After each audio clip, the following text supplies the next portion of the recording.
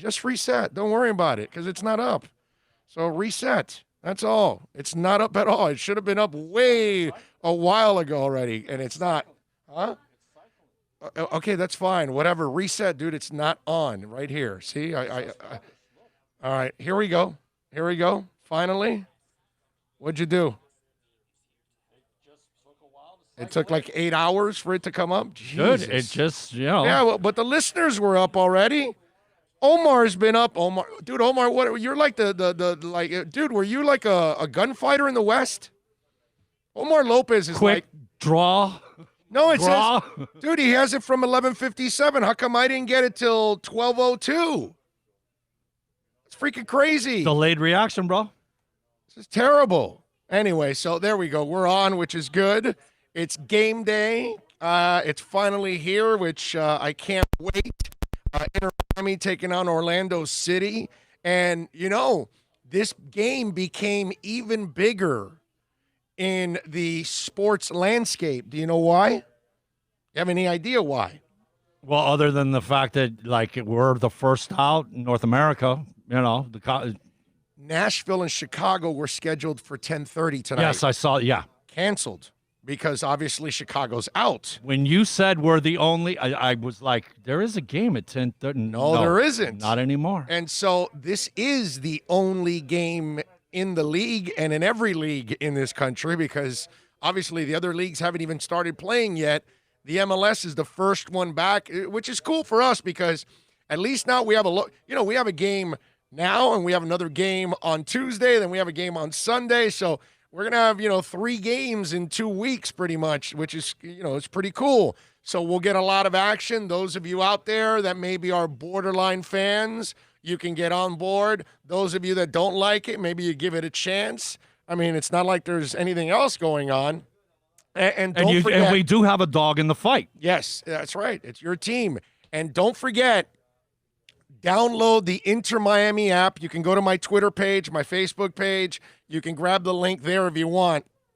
But I mean, on your app service, just put Inter Miami CF and it'll come up. Download the app because we will be broadcasting at 7:30 tonight. The game is at 8. At 7:30, myself and Alex Dono will get you ready for the game. Alex Dono will be working with us throughout the season. And so Alex is joining the family and looking forward to that. And Chris Whittingham and Thomas Rongen will have the call of the game. Okay, Sean Stanley is our executive producer. We got an incredible group of individuals that are all involved in all of this. So I think Andres Cordero may stop by and join us. Kalen, I think, also may join us too. So we've got, a star-studded group to cover it for you. It'll be on CBS, so you can watch it. And on the app, you can listen to it. Listen to our pregame show. Listen to the game. You can listen to our halftime report. You can listen to our postgame show. All of that stuff. So got a nice look. This is one of those days. But see, the thing is, when you love your job, it doesn't matter how long your day is. You know what I mean?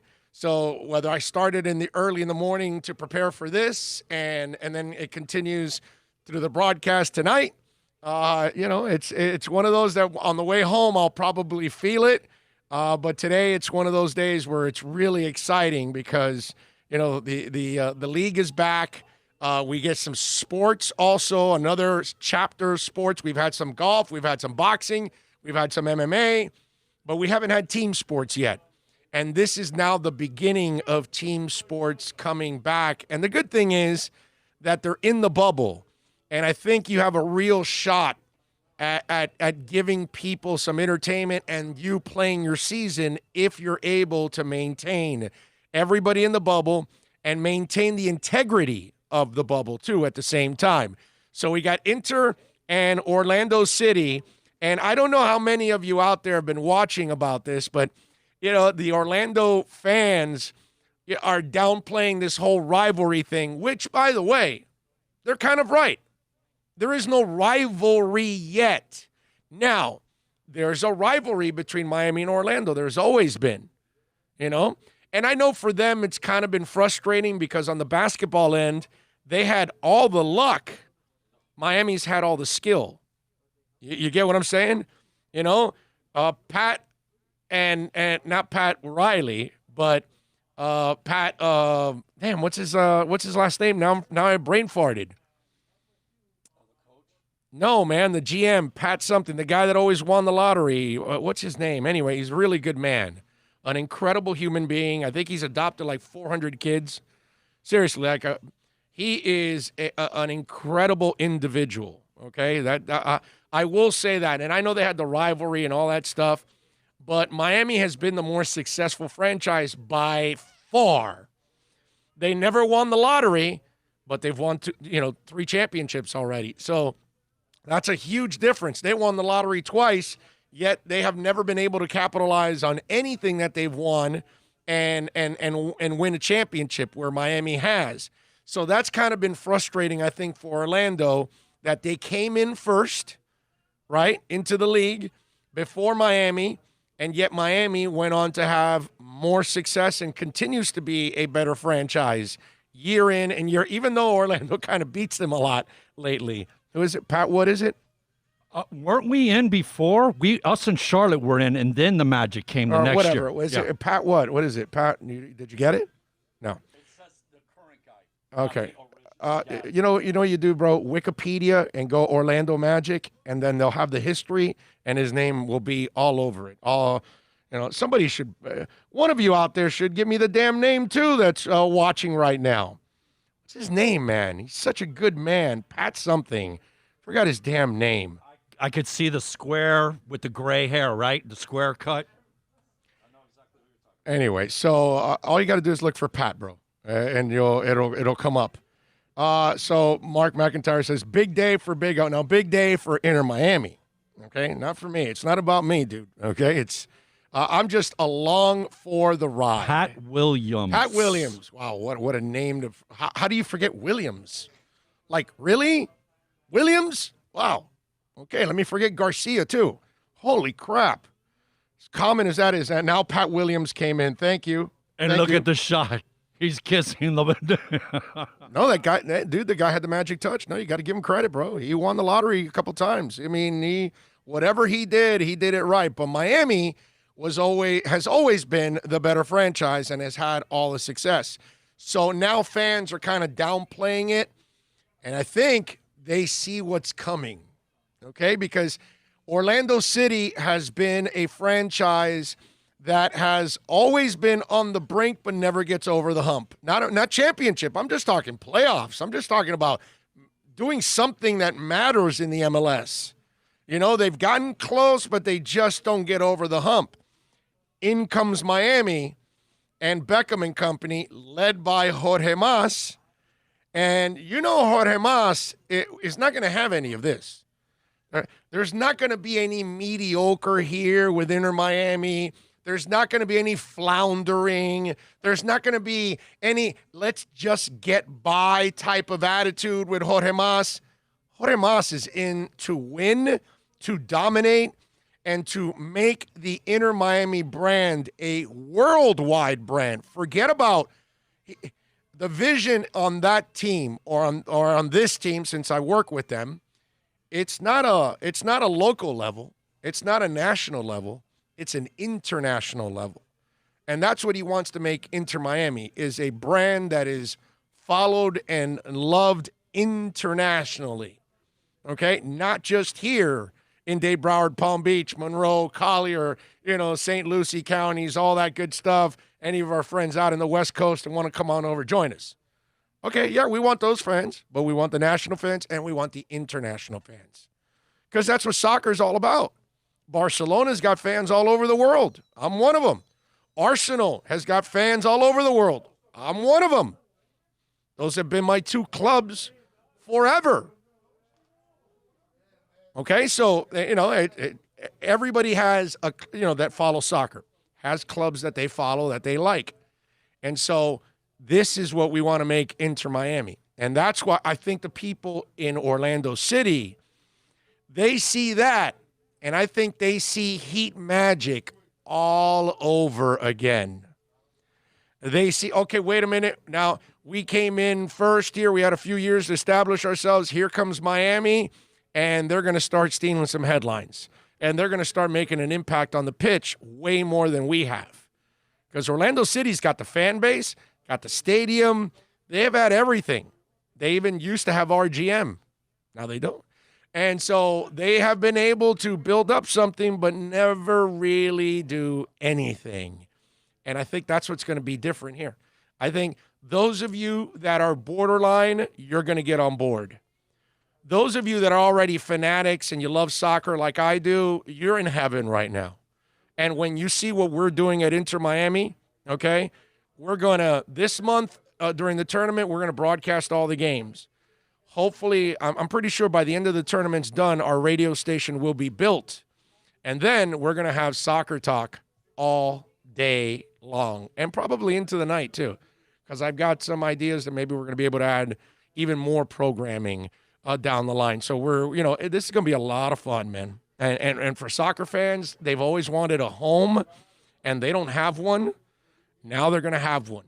And it's going to be pretty cool. And we're going to do our best to bring it. And we're going to talk Inter. We're going to talk local soccer. So whether it's Boca United, whether it's him or she, Miami Beach, Miami FC, I'm going to do a local soccer show that will be focused on all the teams.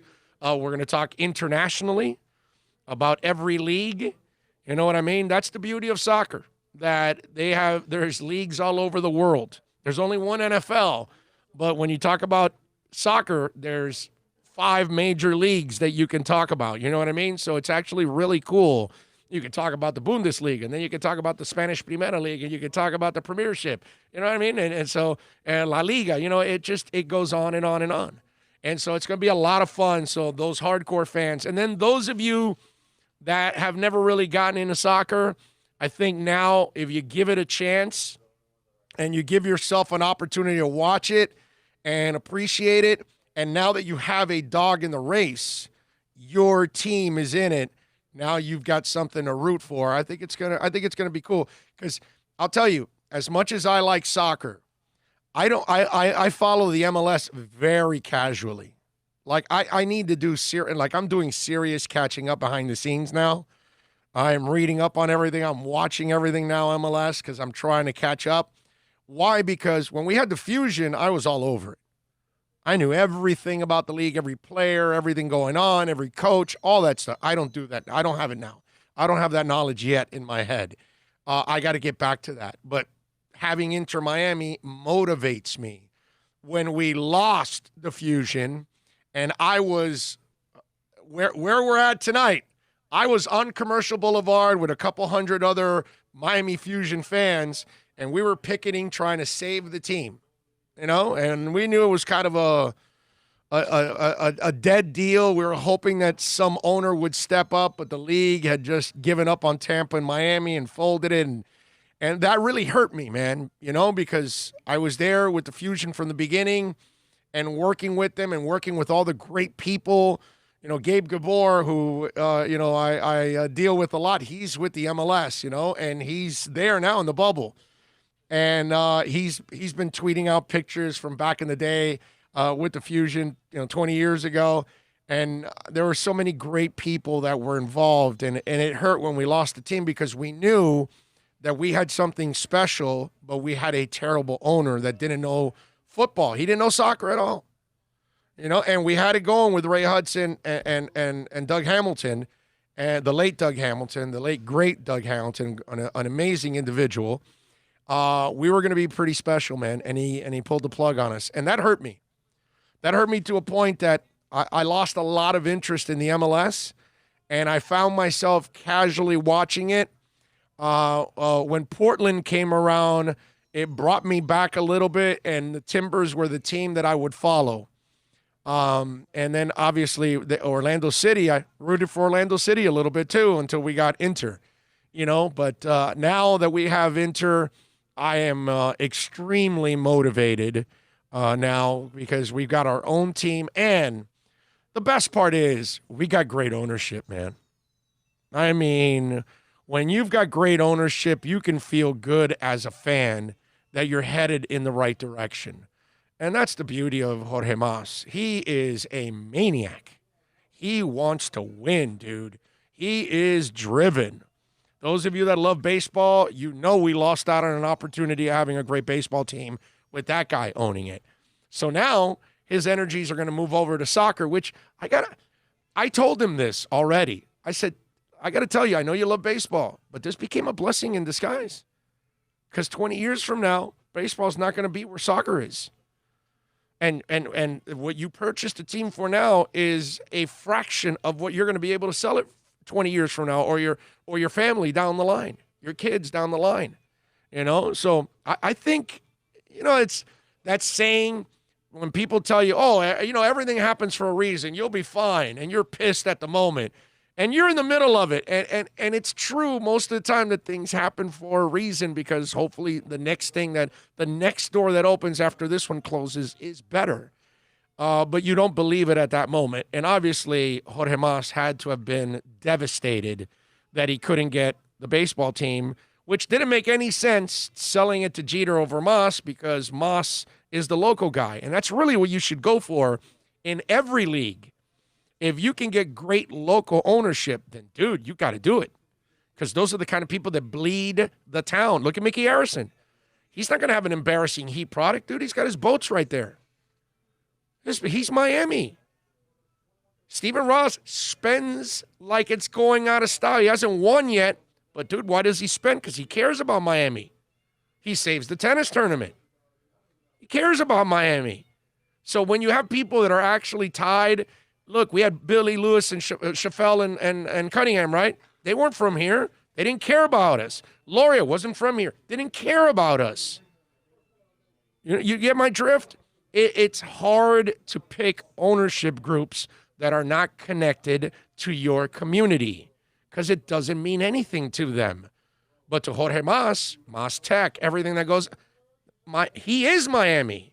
He's a Miami boy like I am. So, it's, if I owned a team, what do you guys think? I'd be a freaking maniac. I demand to win, because that's all I want from my town. And that's why we're going to see a lot of success here. It's going to be a lot of fun. And with the second team dropping out yesterday from the MLS, they're going to rebalance all of the things and all the groups, and they're going to end up in a 4-team group, and better chance for Miami to advance, man. So I love it. I love it. And they're healthy now. Outside of losing Robbie, who had to go for personal reasons, he didn't test positive or anything, but he left for personal reasons. Although I don't expect him to make a great impact or anything, but I really like him, and I wanted him to get the experience. You know what I mean? But hopefully he can get it after they come out of the bubble. Cruz, your soccer channel, you need to have an expert come on and dissect the 20-year dysfunction of U.S. men's national team and the clown show. They need to sway the bigger, younger athletes in towards soccer. Tremolio, can I tell you what goes on with U.S. soccer? Again, and I get it because you're new to our program and you haven't been on this program for a long time. I've had this conversation with you all. I had it the other day with Herbie Lopez from Toyota of Hollywood, and I left him floored. And I leave everybody floored when I say this, okay? Are you ready?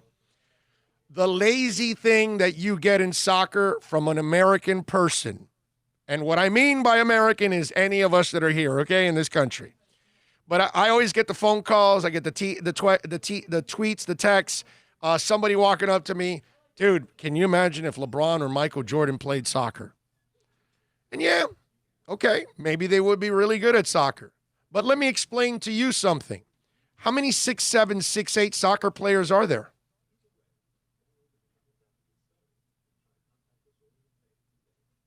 Anybody want to tell me? Okay, so how tall is Messi? How tall is Iniesta? How tall is Pele? How tall? I don't care who you name. 90% of the soccer players, they're short dudes.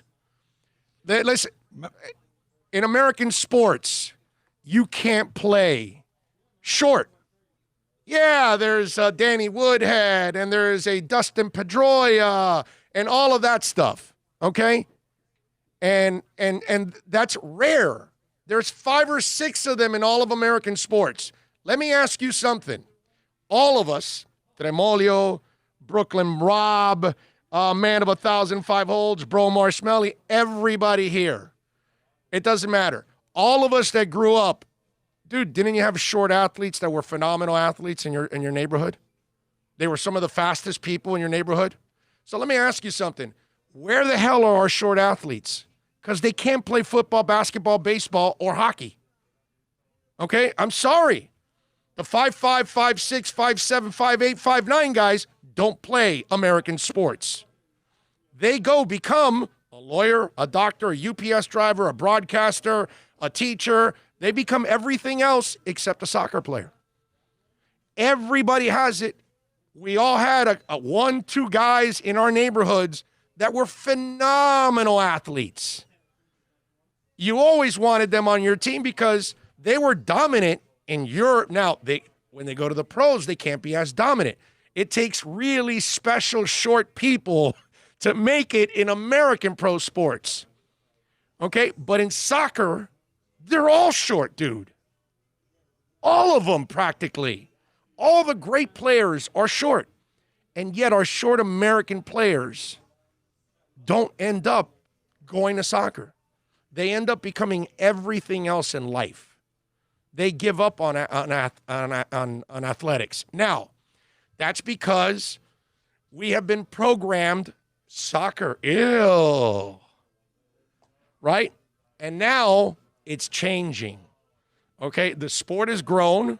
We've got, 30 teams. They're headed for 30 teams. They have, what's it called? They have attendance now higher than NBA and NHL per game. Okay? They're all making profit now. FIFA is right behind Madden in this country as video games. People love playing FIFA. Okay? I'm not a gamer, but after Madden, it's FIFA. It's not NBA 2K or whatever the hell it's called. No, it's FIFA. So the kids now are growing up with this, and they're learning that it's cool to play soccer because now, and they're watching the money you can make in soccer. 20, 30 years ago, in America, you couldn't make money. Now in America, you can make money playing soccer.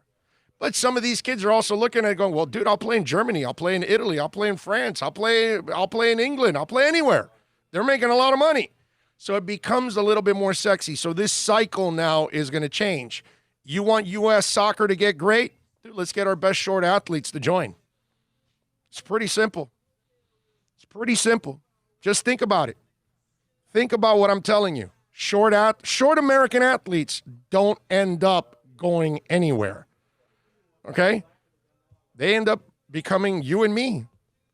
And it's a shame because you and I know we have some of the best athletes in the world. And we could easily field one of the best soccer teams in the world if our best short athletes played. It doesn't have to be the guy at 6'6". I'll take the guy that's 5'6". Okay? Lots of guys at 5'6" made an impact. And go look at Messi. He's a little guy, bro. I want to say Messi's 5'7" or 5'8". I'll look it up for you, but I'm pretty sure Messi is super short. And why? Because, let me see, 5'7". The greatest player is 5'7". What's it called?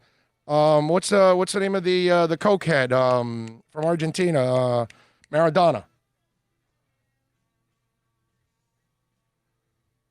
Well, let me put, I can put Maradona because it won't come out Madonna.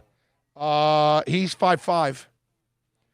The two of the greatest players, 5'5", 5'7". So you're going to tell me I can't find an American athlete at their level? Hell yeah. Hell yeah, they just got to dedicate themselves to play that way. Maradona 5'5", this guy's 5'7". Pelé, I want to say Pelé is 5'9". I want to say. Let me pull it up for you. Okay? So what I'm telling you, it's just like 5'8". I'm sorry, off by 1. 5'8". You see what I'm saying?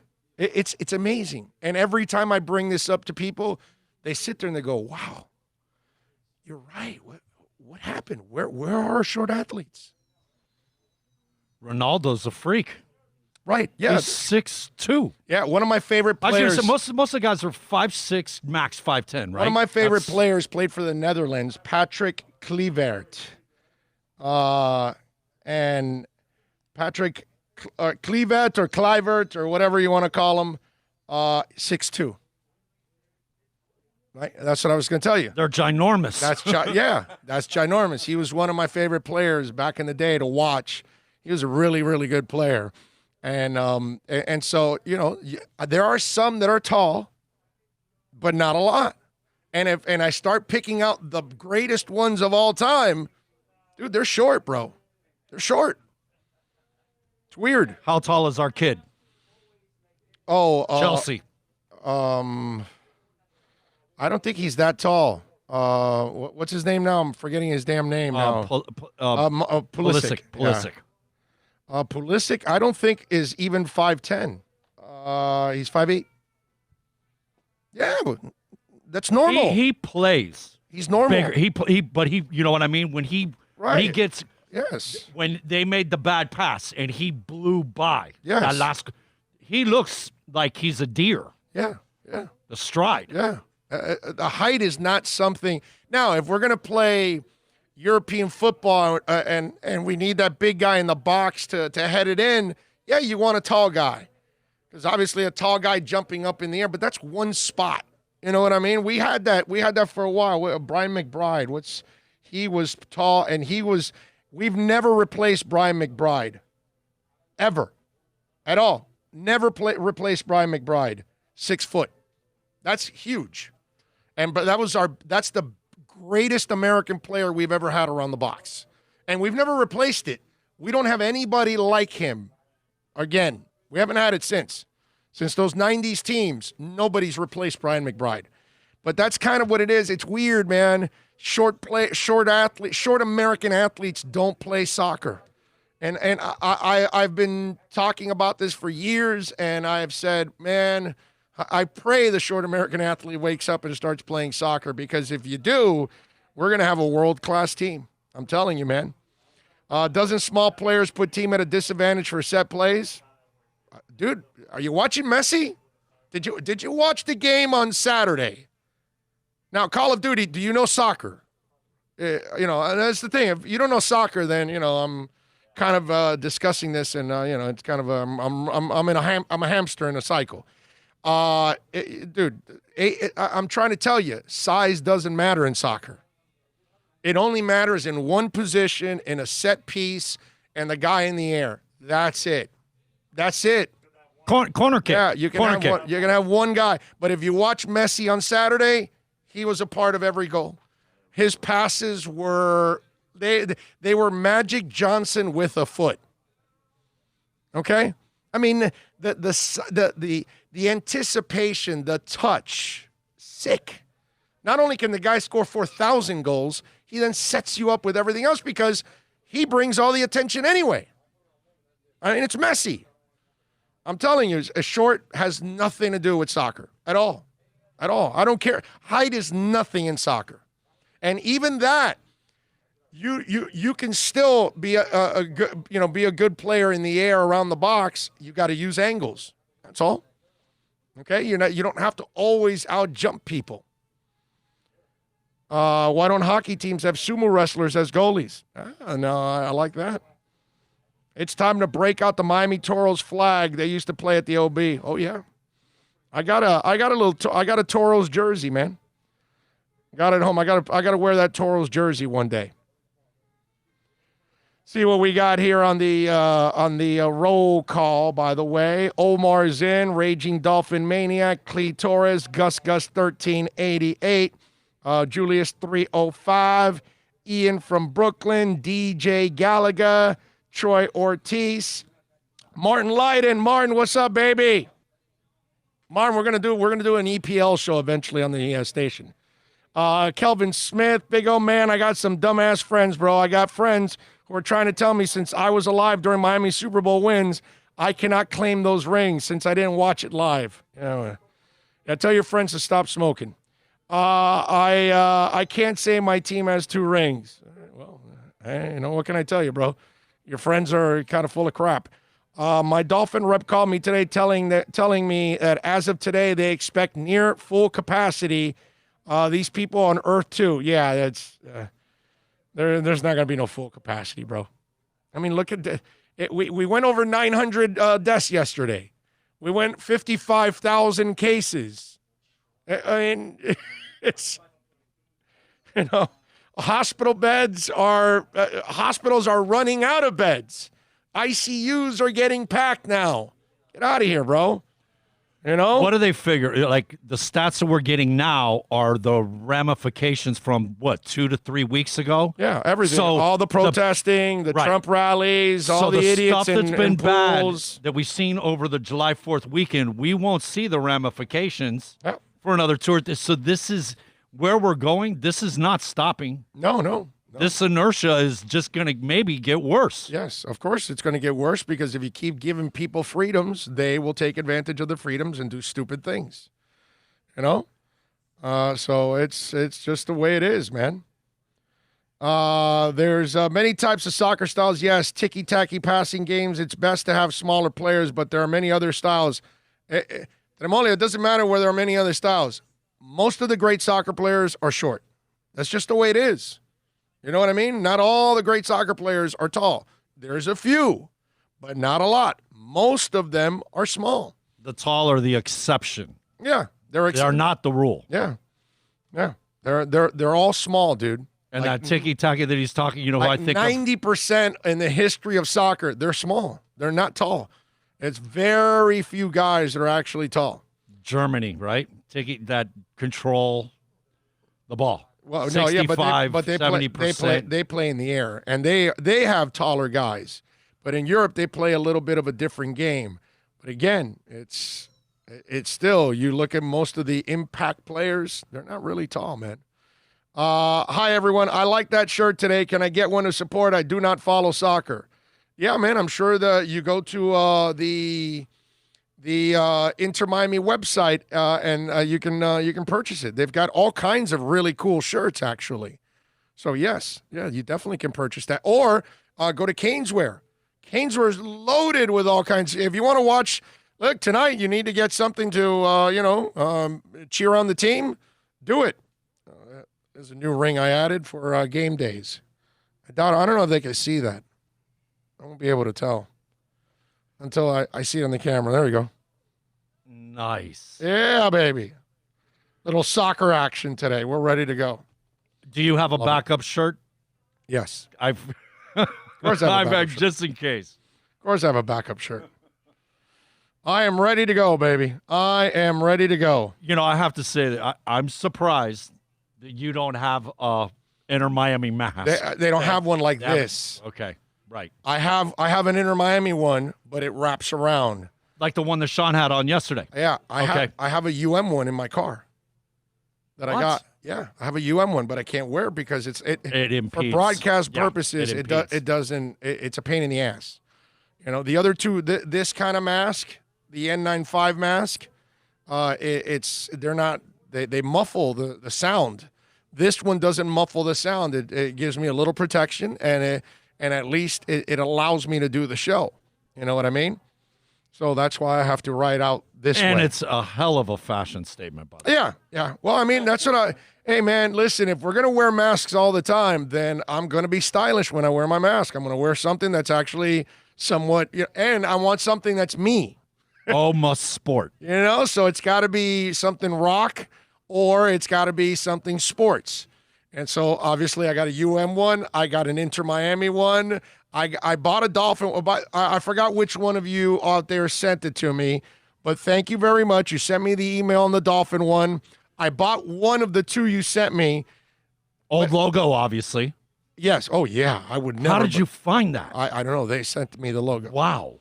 But I don't know if it's this kind, the one I bought. It looks like it, but it also looks like it could be the other one. And so the second one you sent me for sure is the other one. So I didn't want to buy that one because I just wanted to buy one. But I'm dying to find one like this because this is the bandana one. but it doesn't stick to your mouth. It allows some breathing area, you know. So that's why I like it. If you're gonna do a radio show, you know, I told all my guys in the broadcast booth, I said, yo, if you guys can get this one because it won't muzzle, you know, your sound, your voice. I have to say, this importante. You look like you're ready to go jump on your horse and rob a train. Yeah. Yeah. But everybody loves it, right? Everybody loves it. There has not been a day that I've worn either this or the Van Halen one that there isn't at least one comment, if not more. They're badass. Got a couple more coming. You did really good here, bro. Got a couple more coming. It's just some of them take forever, some of them get here quicker. It's just I can't predict it, bro. Can't predict it.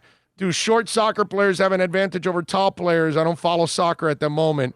Well, you got to start following soccer, Raging Dolphin Maniac. No, I think great players have advantages, my brother. It's just by chance in that sport, most of the great players are short. That's why I'm amazed at what's gone on in America. We don't need Michael Jordan to play. We have a Michael Jordan that's 5'6". He just never plays sports. Like, he never ends up going to the pro level. So we've got to convince the 5'6", 5'7" Michael Jordan or LeBron James or whatever to play soccer. And when they do, we will be absolute monsters. You know what I mean? But I think it's one of those things that has to start at the kids level. And I think that's what's going on now in the last few years. And I think now that cycle will start in the next 10, 20 years, that you're going to see the kids that are going to be homegrown, and you're going to see a lot of even the short, because they're going to realize I can play MLS. You know what I mean? And I think some kids, they don't want to move to France.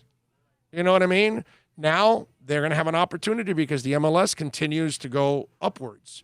And if it does that, then we'll be all right. Are you surprised? Because, look, youth soccer, like Miami Springs, they have their own league. And it's all the age groups. Like, they don't have to get with now Boca, the same situation in Homestead, okay? I know those 3 locations are huge for youth soccer and have been that way for 20, 30 years.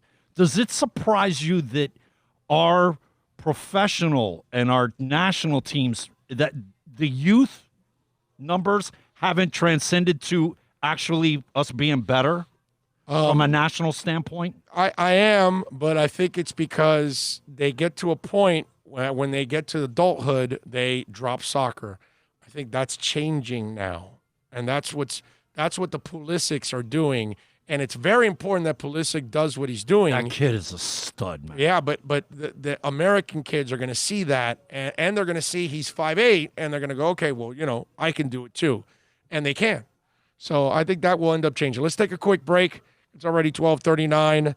We'll come back on the other side. We're out here at VSS West Pines, 12397 Pembroke Road. Come on out here. Give them my name. You will get 20% off, man. 20% off. 12397 Pembroke Road, VSSWestPines.com. It's a buyer's market at Toyota of Hollywood. Over 1,500 Toyotas on the ground, and truckloads just keep on coming. Now pay up to 50% less. 2020 Camry, not $29,000, $17,775. 2020 Corolla, not $22,000, $13,775. Buy a new 2020 Toyota with 0 down and 0% financing, or we'll make your payments till 2021. At Toyota of Hollywood, the #1 volume Toyota dealer on 441 between Hollywood Boulevard and Sheridan Street. Are you tired of watching the same old travel videos on the internet? Well, then check out MikeNoGoZones.com, a travel documentary that's breaking barriers. I go to the places that the media tells you to fear, where no one else dares to go. Baltimore, Opelika, South Side of Chicago, and more. Go to MikeNoGoZones.com. No one expects to get into a crash, but I expect you to go to AccidentLawFirm.com if you do. Make sure when hiring a driver, you go through a rideshare app so that you can be covered by the insurance, which can be up to $1 million, whether you're a passenger or a driver. In other words, don't try to save a few bucks by paying cash instead of going through the app. I'm attorney Bobby Nunez from Nunez Law in Miami, and we're here to help you through the process. Go to AccidentLawFirm.com for a free consultation from me, Bobby Nunez. That's AccidentLawFirm.com. America's safest and best-selling compact luxury SUV is at Acura of Pembroke Pines, and this is how we do it. RDX, $339 a month at Acura of Pembroke Pines, the #1 volume Acura dealer.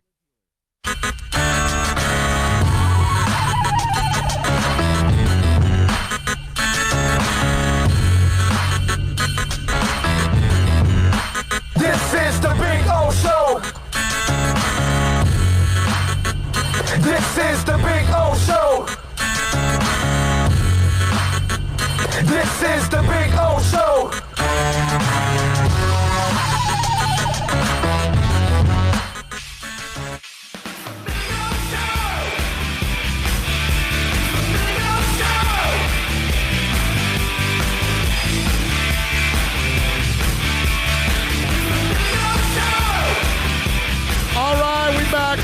We're back. I wanted to talk about some good stuff to start it off. I'm going to have to talk about some bad stuff now at the moment because I've got to unleash the Kraken right now, and I'm going to unleash the Kraken on Deshaun Jackson. And Deshaun Jackson did something really stupid and really ignorant and really hateful, and as I rip Deshaun Jackson, I personally think he should be cut. I really do. In this kind of environment, to me, his apology was half-ass. I don't think it meant anything whatsoever. I think you got an apology because he realized that, my Jewish owner's pissed.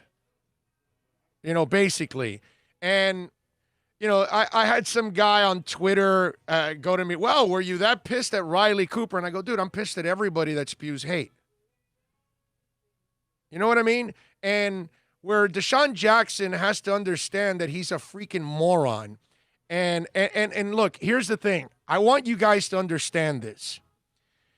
While we're all talking about fighting for what's right, we can't allow ignorance to get in our way or take away our passion from doing what's right. Do you understand that? Okay? So what I mean by that is I am all for the Black Lives Movement, right? I want to protect those that deserve it. I want to defend people's rights. I want everybody to be treated equally. So I want to fight for Black Lives Movement. But not because of Colin Kaepernick's ignorant ass. You understand? He's not going to take away. It's like listening to the president. He calls the Black Lives Movement a hateful organization. And that's just somebody trying to tear people apart. Colin Kaepernick with his ignorance, tearing people apart. Deshaun Jackson, ignorance, tearing people apart. So Trump, Deshaun, and what's it called? Who was the third one now that I just said? Any of these idiots, Kaepernick, I don't care about them. I care about what's right. And notice if you watch, if you listen every day, do I not always say, not just Black Lives Movement, but I want to fight for homophobia. I want to fight for women. I want to fight for anti-Semitism. Don't I always say that? Every time. Don't I always say that? Because what's right is right. And for Deshaun Jackson to do what he did, okay, Deshaun has to understand that there's a lot of Jewish people walking the streets in protest. And I want them to keep doing that because we need to back the Jewish community. We need to back the black community. We need to back women. We need to back the LGBT community. But we can't allow the people that may try to represent it one way or another to get us off the track. You understand what I'm saying? We need to keep fighting for Breonna Taylor. And we need to fight for George Floyd. And we got to make sure that it doesn't happen again. But I'm not going to allow Colin Kaepernick, who wears a Fidel shirt, and I'm not going to allow Deshaun Jackson's stupid, ignorant ass that puts a Louis Farrakhan who doesn't even think that the Holocaust happened. Okay? He's a I mean, he is, there is no doubt that he is an anti-Semite. And then he uses Hitler, even though the quote really wasn't a Hitler quote, but he still had Hitler attributed to it. And just to have that alone is disgusting. But I can't allow Trump, Deshaun Jackson, or Colin Kaepernick's ignorance to get in the way of doing what's right. Do you understand that? Okay? We can't do that. You know, if Deshaun Jackson and Mel Gibson want to hang out and have fun, then go ahead, man. Knock yourselves out. Get lost. Get out of my face. Okay? But I'm going to fight for the Jewish community. Because I know anti-Semitism exists. Okay? And we got to stop it. And to me, Deshaun Jackson's an anti-Semite.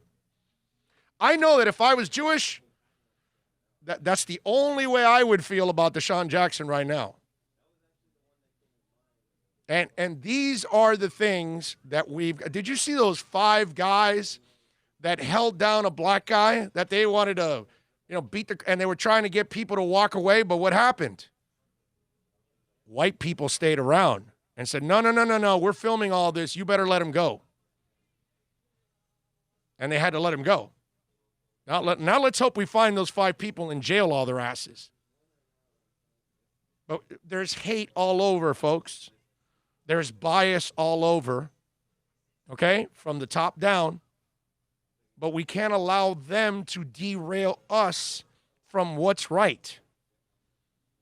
Okay? So don't allow your disappointment, your disgust for Deshaun Jackson to hurt what we need to do for Breonna Taylor. Okay? It's 2 separate things. Ignorance is ignorance, bro. Trump shows it every day. Kaepernick shows it with a Fidel shirt. Deshaun Jackson with anti-Semitism. That doesn't help us. None of that helps us. But we can't allow that and our anger and our frustrations with all of that to stop us from defending women when they're abused, from listening to women when they tell us that they're being abused, from finding out who are the abusers and going after them. It doesn't stop us from finding the anti-Semites and put them out of business too. It doesn't stop us from people that hate blacks, Hispanics, Asians, LGBT community, whatever. That's what we've got to fight. Let's fight for what's right. Let's not allow the people that spew hate get us off track because we're better than that. Okay? That's my point. Because the part I hate about all of this is that we allow those people to then change our minds or alter our thinking or divert our energies and put them in something else that, you were fighting the cause. Oh, but this person turned me off. Well, don't listen to Kaepernick, dude. Kaepernick's not a good leader. You certainly don't listen to Deshaun Jackson. And Steven Jackson followed up with even more ignorance. The beauty of what's going on in this country right now with Black Lives Matter is that there are more people protesting that aren't black. That's freaking awesome. It's Latins, it's Asians, it's whites. There's more of America that is standing behind the black community. And we can't allow, now that we have this energy and this momentum, we can't allow these kind of people to bring us down. Okay? Maybe Deshaun Jackson's just really stupid and ignorant. Or maybe he's an anti-Semite. Either way, he's been excommunicado. And remember what I tell you about Mel Gibson movies? I don't watch Mel Gibson movies. Haven't watched them for years now. Why? Because after that anti-Semite rant, now that I know that you hate Jews, well then that's it, dude. You're done with me. And I don't need to support you. I don't need to watch Lethal Weapon 1, 2, 3, 4. I don't need to watch anything that you've done. While I'm channel surfing, I will pass it up. It's just the way it is.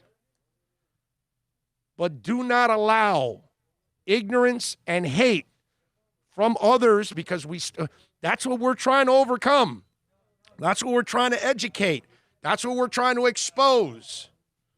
But don't let it ever derail you. Okay?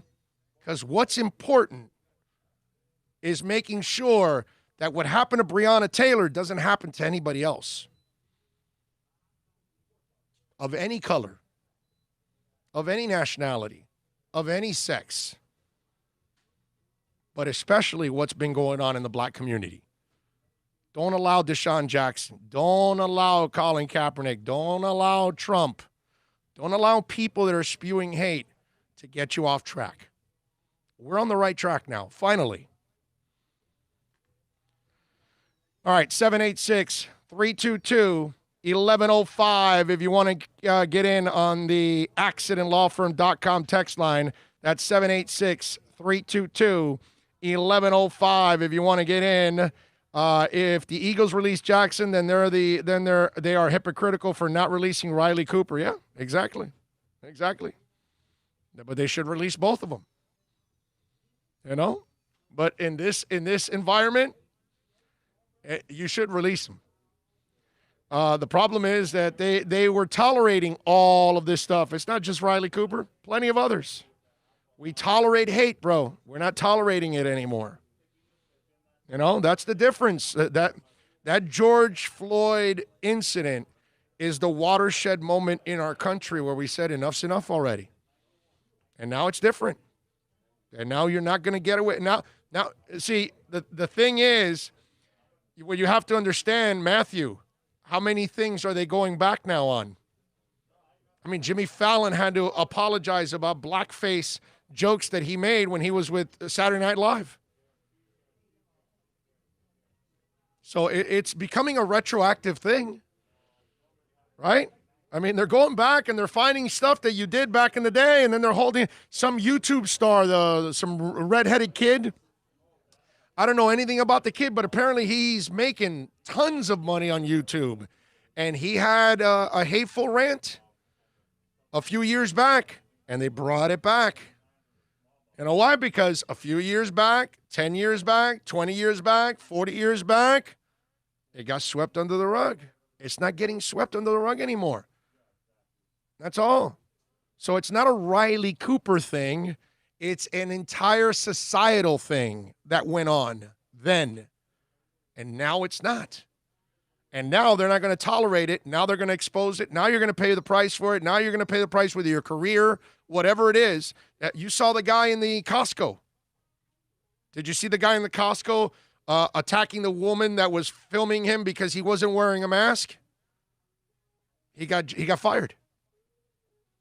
He got fired. And it was a verbal assault the guy had. You know, come at me. I'm being intimidated. He was screaming at her and F-bombing and all kinds of stuff in the middle of Costco. Guess what? The video went viral. It was watched, I think it was like 3 million times. His employer saw it. Done. What this is the world we live in now. You know? Riley Cooper got lucky. Like a lot of other people got lucky. Okay? You're not going to get lucky anymore, man. That's just the way it is.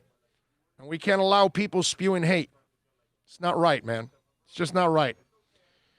Let's see. What else? I said Democrats and Republicans are two sides of the same goofy, nothing racist about that. Oh, yeah, it's they're both a mess. I'm with you, Jean-Luc. They're both a mess. Dude, you got Art look, you got Art Governor, right? Killing people left and right here in Florida, leaving everything open, right? You got the Seattle mayor that thinks an autonomous zone is a good idea.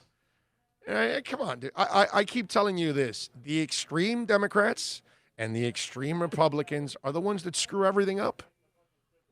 Okay? It's like these crazy-ass Democrats that tell you, well, no, you can have we want abortions at 6 to 8 months. Get the hell out of here, bro. just like the conservatives that want to control a woman's body. Can't do that either. Like I told you, the extremes on each side, that's why they're both screwed up. That's why neither one can come up with a good candidate.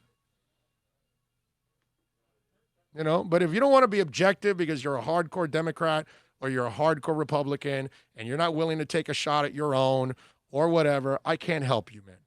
I can't help you.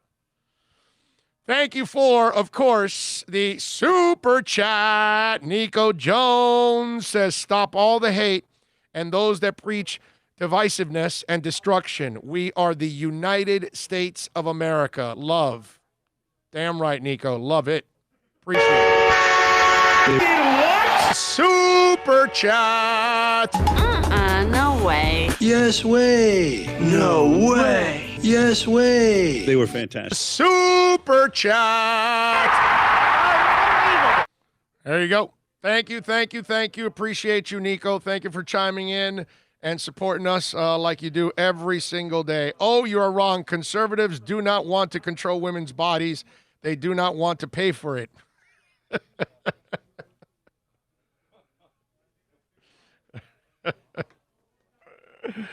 It's a trip. Thank you, my brother. Anyway, plenty of things to talk about here on the program. We've almost got 1 hour down, man, which is just absolutely crazy that we've already done 1 hour. I got a lot more prep than 1 hour, that's for sure. Or 2 hours. Question for you. Yes. Do you want to play Deshaun's pathetic attempt? Yeah. You know what? Let's play Deshaun. Let's close it off with a weak ass apology by Deshaun Jackson. Go ahead. What's going on? I've been getting a lot of backlash and feedback from an Instagram post that I put on my Instagram story. I just want to first off extend an apology on the behalf of me and what I stand for, because I'm one that's fair and I never want to put any race down or any people down. And, my post was definitely not intended for anybody of any race to feel any type of way, especially the Jewish community. When I posted what I posted, I definitely didn't mean it to the extent that you guys took it. And I just wanted to let you guys know that I'm, very apologetic. And I just want you guys to understand that it never was intended to be, to put any race down or any religion down.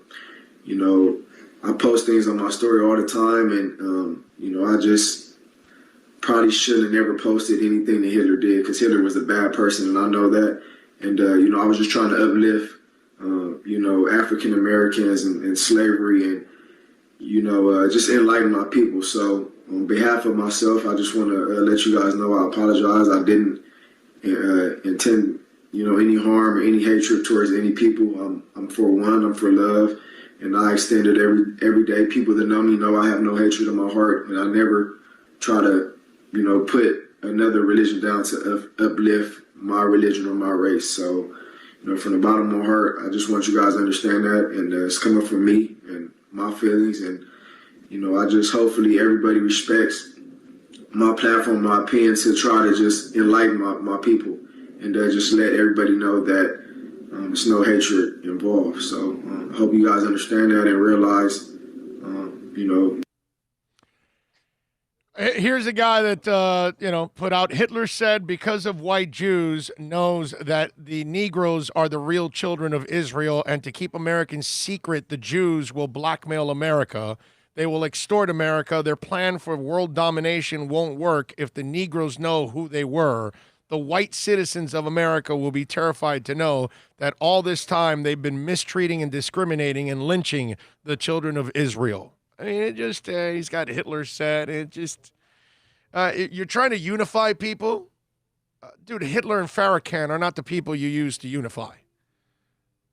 I mean, come on, man. It's you're an anti-Semite is the way I look at it. The only reason he apologized is because his Jewish owner, and I got to tell you something. I'm pretty disappointed in the Eagles.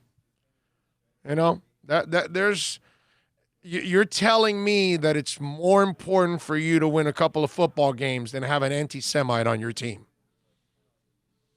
I got to tell you, I own the team. and Deshaun Jackson's, throwing around the spick word and all that, I'm cutting his ass right on the spot. Like, right, I'm the one calling him, too. Yo, Deshaun, get the F out of my team, you clown.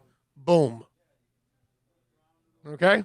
Lack of integrity, man. Yeah. I mean, I find it disgusting, to be honest with you. If I'm Jeffrey Lurie, dude, how are you not kicking this man out the door? Okay? In fact, I'm getting a social media coordinator to go out to the facility, and I'm having one of the equipment guys film Deshaun Jackson's equipment being thrown out the door. And then I'm posting on social media. Here's what's happened to Deshaun Jackson with the Eagles. And all the equipment goes flying out the door. That's what I would have done. Because that's what he deserves. You have to teach these people, we have to expose these people that spew hate. That's all. It's crazy, man. Weak-ass apology. Hour number 2 is next.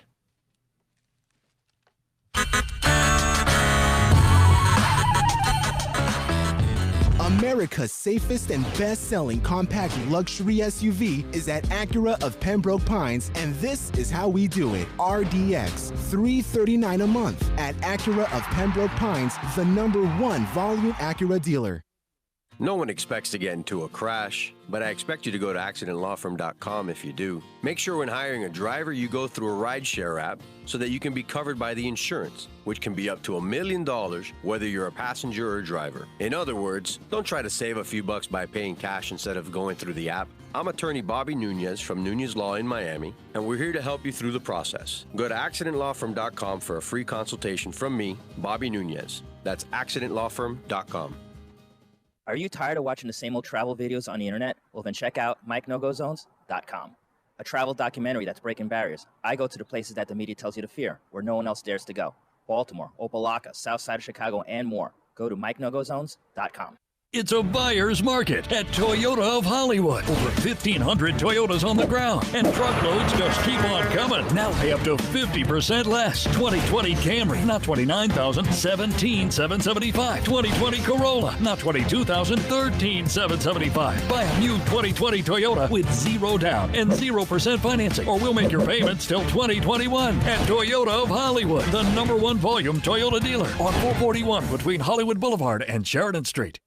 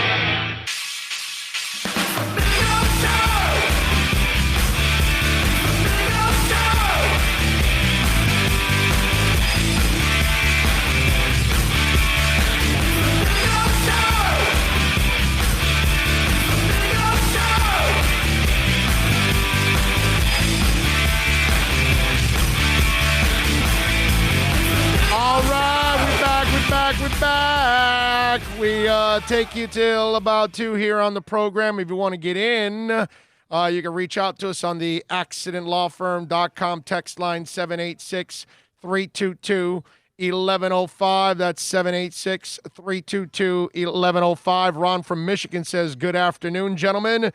Will you have fantasy football consultants on the show like you did when you were on the radio if the season is able to take place? Yes. Yes, we will do our best to get some fantasy football on every week on the show. I promise you that once it gets going. Yes, no doubt about that. Let's hope we have a season. You're in a more serious, and have been for years, the basketball. Bro, where are you guys at with your fan?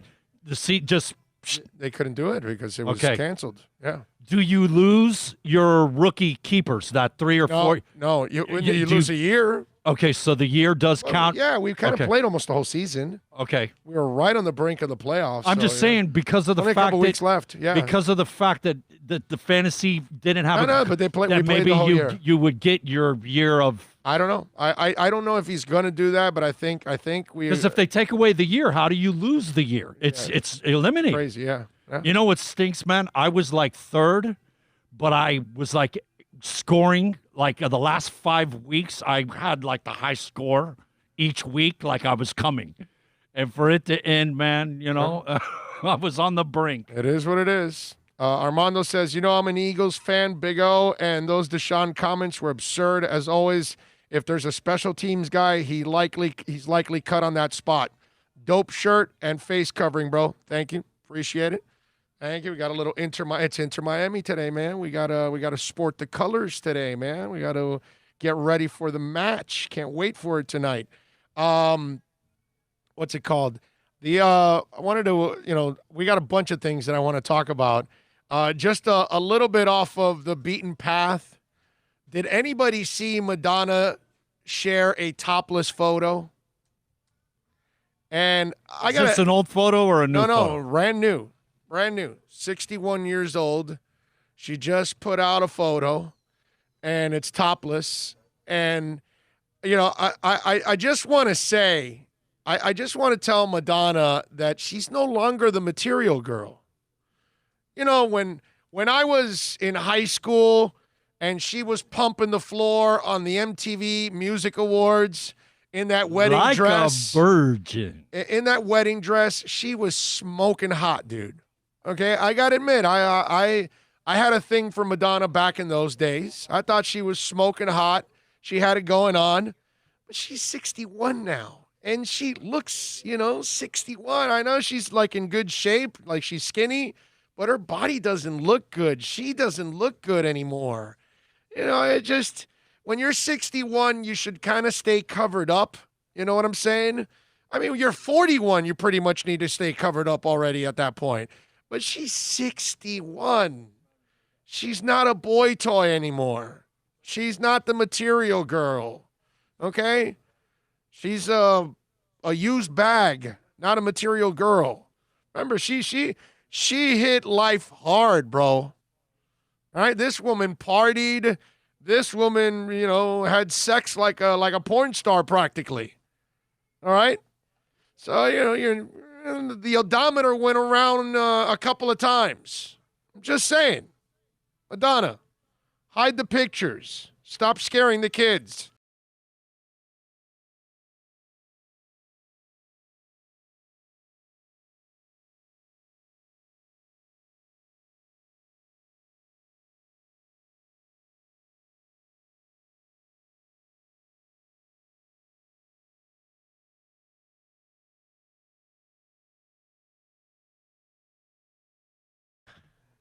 Really, Mom? Do you have to do this? Do you have to put me through this? That is just brutal, dude. Do you remember the shot that was about 8 or 10 months ago of her at the club and it had her butt and like how it was horrible? Yeah. I have to say that 61. this frontal shot is way better than the back. Of course. Okay? So she's 61. She picked the right side.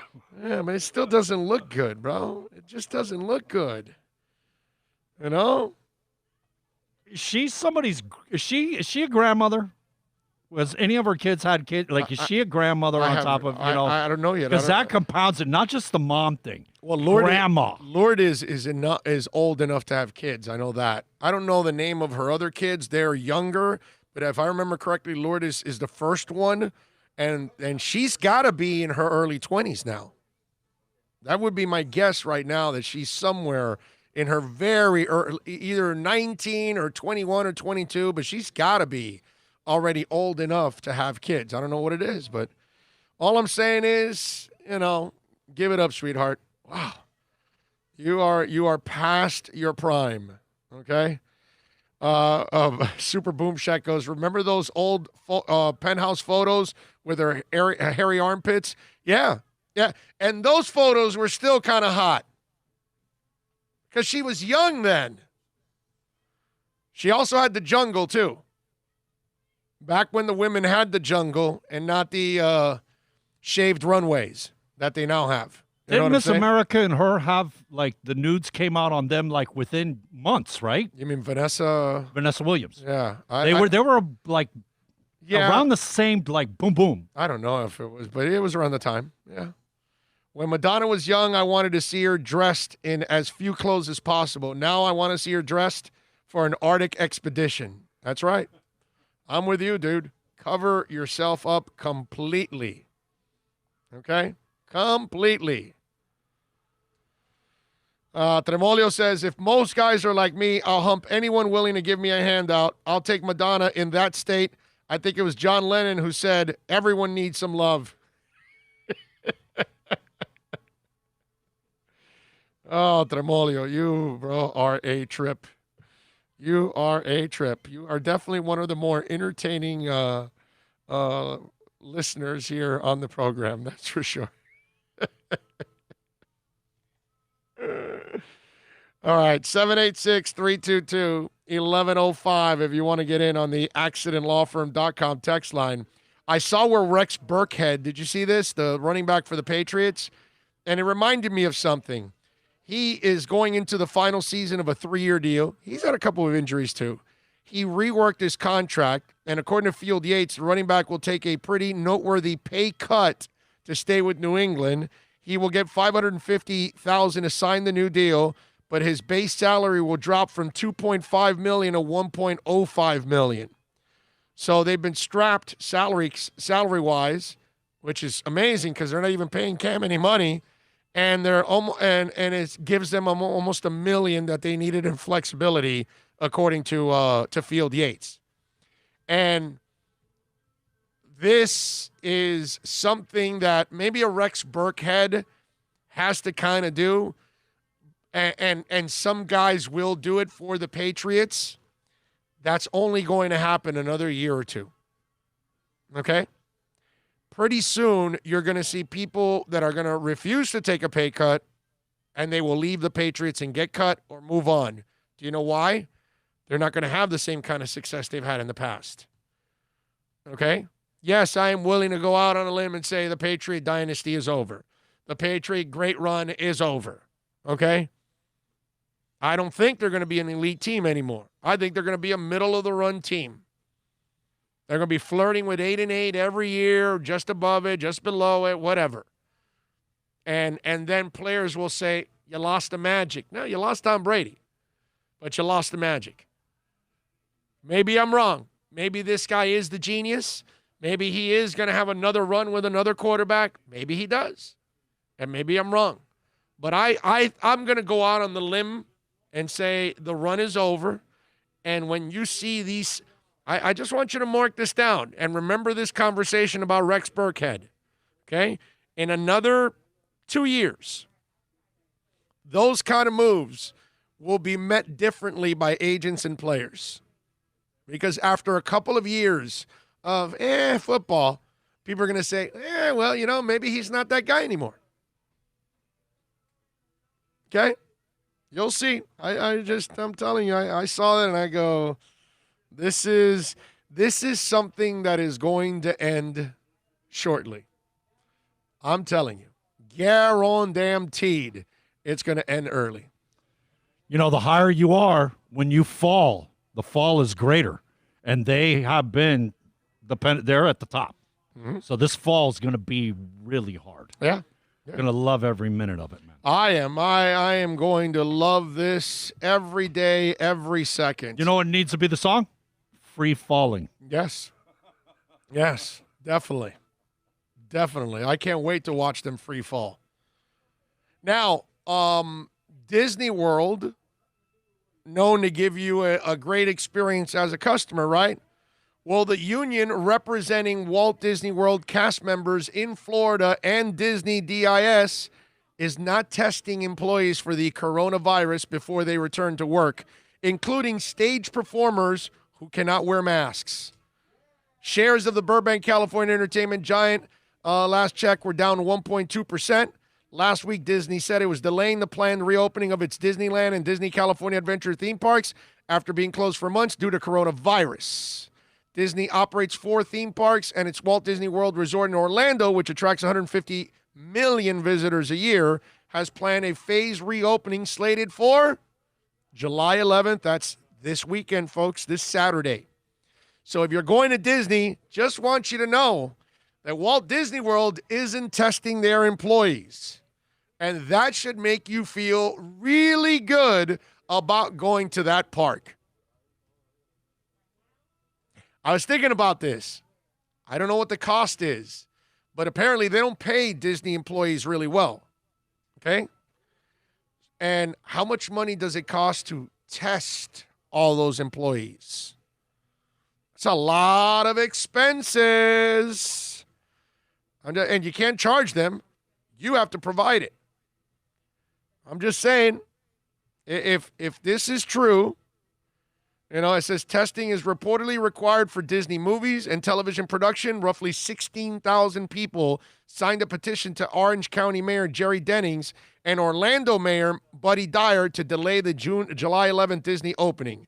It's deeply disturbing that while coronavirus cases in Florida surge, Disney is refusing to provide regular testing to one of its few group of workers in the park who, by the very nature of their jobs, cannot use personal protective equipment. Now's the time for Disney to pause, focus on the science, and put the safety of their actors and stage managers first by making regular testing available. The fact that it's unconscionable. It just is. It's irresponsible to every level. You're Disney, dude. You got plenty of money, okay? If your bottom line's being hurt right now, well, then so be it. You need to take the take the hit. It's that to me, I saw that and I was like, really, dude? Disney is not going to test. Yeah, that's what I want to do. Go hang out at a park, sweat my ass off. I got to worry about touching rails, and which I normally don't, but I got to worry about it even more. And the people welcoming me to the park are welcoming me with coronavirus. And they're just spitting droplets all over the place so I can go. So in other words, guess what? You know what it is? When you walk into Disney, okay, that scene in Filler Magic, when they spray you, that's exactly what's going on in Disney all throughout the park. All their employees are spraying you with Filler Magic or Filler COVID, and they're not testing them. How in the world is that even possible? You know what's shocking? We always joke about Disney standard. Uh-huh. This is so not Disney-like, bro. Well, no, they don't pay their employees well. Apparently, this is Disney-like. Apparently, it sucks to be an employee there, right? I've heard that they take advantage. Yeah, apparently it's the not, only thing you get is the passes, but other than that, like the pay is not very good. No. So if you're not also going to do, come on, Disney, let's go, man. I love Disney, dude, but come on, treat your employees a little better. And for a guy like me now I know this. Not that I was going to go anyway, but it's pretty irresponsible if you're really not testing people. Their corp is all about dollars, man. Yeah. And the profit margin. They're really hard about that. That's everybody now. Everybody's just worried about the bottom line. They're not worried about people's health.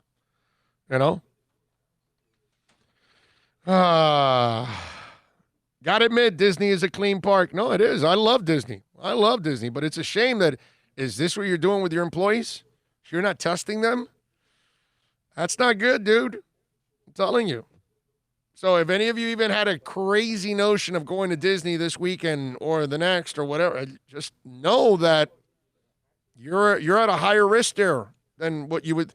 So the NBA and Major League Soccer can find a way to create their own bubbles of safety in Disney, but Disney's not going to create a bubble of safety for their park. That's, what can I tell you? I just think it's... DJ Gallagher says, I worked at Disney for their IT department from 97 to 2000. Aside from actors and actresses on the big screen, they pay literally 60% of the market rate for most jobs. Wow. That's bad, dude. That's bad. Rosendo says, good time to buy Disney stock. Robert says, would you trade for Chris Jones for a second or third rounder? No, I would not. I would not, because you got to give him $20 million right now, and I'm not giving him $20 million a year, bro. I'm not trading a second. Plus, they're going to want more than a second rounder, my man. I love fans that come up with a cheesy-ass trade, right? Hey, listen, we can have this guy for a second or third rounder. First of all, Chris Jones is going to go for no less than a first rounder.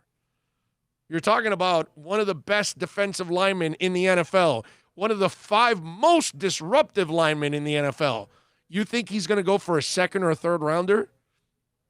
You're going to have to give up a first rounder, maybe even more, maybe a later pick, like a fourth or a third on top of the first. And you're going to have to give him a big signing bonus and a big contract. And you're not ready to win a championship. If you were ready to win a championship in 2 years and you're Chris Jones away, that's when you make the move. But you don't make it now. No. So, no, it's not a... And by the way, I'm pretty consistent on this. Most people, when they ask me about this, I pretty much tell you I'm not trading picks and giving cash. Can't do that. Can't do it. Can't do it. Won't do it. Not smart. They can draft their own guy and find them over the next couple of years. And that's it. And hey, maybe they have them. Maybe one of the guys they drafted becomes one of those type of dudes, and you don't have to pay him for 4 or 5 years.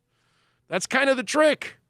You know what I mean? You want to try to hit on your draft picks. You cannot buy your way to a championship. The problem is that you, sir, who sent that in, you are programmed to go about the way the Dolphins used to go about their business, which was incredibly dumb. And that's dumb management of your cap, that you have to give away a first rounder and a ton of cap space. Nope. I'm not doing that. Can't do it, won't do it. No. Now, you got a chance at maybe finding one of your own in the first round, and then you don't have to pay him for 5 years. I was thinking about this. Would it not be smart for Kansas City to trade him and get loaded with picks from him to help their cap situation, right? Yes, it would be exceptional. Although, if you feel you're a Super Bowl team again this year, if you trade him, there's a good chance you're no longer a Super Bowl team anymore. He's one of those players you can't replace. He's Mahomes on the other side. Right, yeah. He's their Mahomes. He's like the difference maker on defense. He definitely, without him, they don't win that Super Bowl. He changes everything you do on defense. You know? You need Mahomes. You need Tyreek Hill. I mean, those kind of guys. You need Kelsey. Those guys are special. He's one of those guys we talked about. You cannot replace. You're not going to plug in. Chris Jones is a monster, bro. When he's playing, that guy's as disruptive as it gets. If he leaves your team, you're not going to get that production back from whoever you get. You're not. Nope. Let's go over a little music news. How about that? Let's do that. Phil Collin. With Def Leppard, this is kind of, one is, it's kind of kind of make me iffy there, that news. And then the other one's kind of funny, okay? Because you got to know Phil Collin, okay? Here we go. He put, it's 50-50 that Def Leppard Stadium Tour, along with Motley Crue and Poison and Joan Jett, will commence in 2021. When asked if he was confident, he said, I honestly don't know. I'd say it's 50-50. If everyone does what they're supposed to do, then we'll be there next summer. Despite hesitation, Colin insisted he's really looking forward to getting out on tour, admitting that he and his fellow rockers have been gearing up for the original trek before the coronavirus forced its pull. He pulled the plug, Colin explained. So we actually have got a year to look even better, so it will be cooler. Okay, first of all, that's the dumbest statement in the world by Phil Collin. Nikki Sixx may need to get in shape. We know Vince Neil needs to get in shape. Maybe Joe Elliott needs to get in shape. If there's one dude that never, I mean never needs to get in shape, is Phil Collin. For those of you that don't know, he's the guy that never wears a shirt. He's in his 50s, and he's got a six-pack of abs. Okay? Cut to the bone, bro. The other thing I give him credit, impeccable skin. Like, he's a smooth-looking dude. And you're like, aren't you in your 50s, dude? Aren't you supposed to have, like, a couple of, sunspots and growth and whatever, all kinds of things? And it's like, how the hell do you look like that? And Nikki Sixx, if he told Nikki Sixx that, and Nikki Sixx knows Phil Collin, it's like, Phil, what do you need a year for, dude? You probably look impeccable right now. You're probably doing push-ups and sit-ups as we're talking. Seriously. I mean, come on. I saw it. I was like, Phil Collin needs a year to get ready. Get the hell out of here. Nikki's asking Phil to put his shirt on because he's giving him a complex. Yeah. I mean, who the hell wants to be around Phil Collin? He's depressing, dude. Can you just put a shirt on, man? Yeah, You're making bro. us look bad, bro. He's in his 50s, and he looks like a 21-year-old, kid on the beach, bro.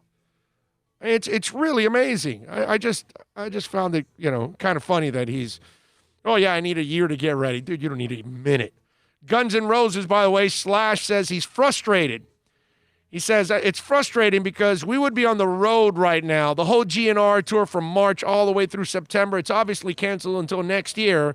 And then we don't even know for sure what's going to happen next year. So that was frustrating. I had a cat who was really sick, and it was sort of a blessing that I was home to be there for her the whole time that she was sick. And I had to put her down, actually, a few days ago. But it would have been horrible if I had been gone and my girlfriend was left to deal with it all on her own. So there was somewhat of a blessing there. And it's been good to be with the kids and just sort of be around. So those are the small blessings. I try not to complain. I just sort of deal with it. But the frustrating part about it is being home and doing nothing but housework for a couple of months. And so can you imagine Slash doing housework? I just, does Slash is Slash washing his clothes and he still has his hot hat on? I'm just wondering. I just got to know. Does he walk around with a mop, or does he put on the hat? Is he sitting in his chair, in his recliner with the hat on, the glasses, and that, the remote? Slash, I got to tell you something. Let me ask you something, Bill. Because this is an easy question to ask pretty much. Slash has got 50 old Roombas. Fan, okay? All right? Any old fan, it's easy to ask him this. Who is the athlete that in your eyes sweated the most in any sport? Oh, wow. There's only one for me. You know what? They talk about Ali, the fight over in Africa. Okay. That it was like. Anybody else? Super. Who stood out to you with sweat? Oh, man. You're going to kill yourself when I say it. You're forgetting the person. The most obvious one out there. It's coming in on the text line. Like, you guys got it, like, right away. Like, there's no athlete that sweated more than that guy in his entire life. Nobody. He looked like a rainstorm just dripping. Bro, every time you went to the foul line, the towel kid had to come out with 8 towels. Oh, man. It's Patrick Ewing, dude. Anyway. My Georgetown guy, man. That's Patrick Ewing, okay, I'm telling you, because if you've never seen him up close, Slash and Patrick Ewing, they come from the same mother. No, seriously. I mean, if you had Patrick Ewing and Slash and you connected hoses to their bodies, you can put out a skyscraper that is inferno. Okay? You need to have a flotation device because of the amount of sweat. The Southeast Towers at 55 floors or whatever it is, if that was on fire, Patrick Ewing and Slash could sweat enough to turn off that fire twice. Okay? I'm just telling you, if you've seen Patrick Ewing sweat, I just want you one time, go up close and watch Slash for 2 hours shred.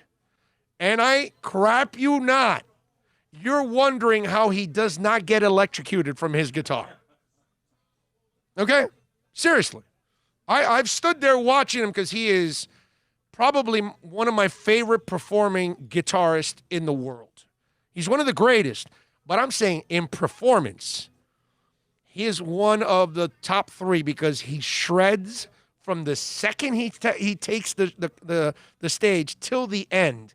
He is a show on himself. But because he's constantly shredding, I have never seen a musician sweat like him outside of Patrick Ewing. That's all I'm telling you. Check out Slash up close, and you will see a man sweat like you've never seen before. Whenever I have him on one day, we're just going to talk 10 minutes of sweat. I have so many questions for him about the sweat because I've never seen any. He's picking and sweat's flying off his fingers. Like as he's picking his guitar and going on, you'll see just sweat coming off every pore in his body. And by the way, he's got a smoking hot girlfriend too. She takes pictures all the time. When he travels with Slash and all that, the Slash and Miles. I'm forgetting his last name now. Is it Kennedy? Kennedy, Miles Kennedy. His girlfriend tours with them, and you'll see her in the background always taking pictures. She's a pretty girl too. I mean, you would expect Slash to, have a pretty girlfriend, but I just found it, Slash is the one guy, dude, that guy can sweat, brother. I mean, that guy sweats big time. So we got Kanye saying he wants to run for president. Mike Shinoda trying to promote a CD running for president. You can now go to Ozzy Osbourne's merchandise. That's right. Go to his web store on the Ozzy Osbourne website, and now he has launched his presidential merchandise. He's got a variety of T-shirts, bumper stickers, buttons, and lithographs.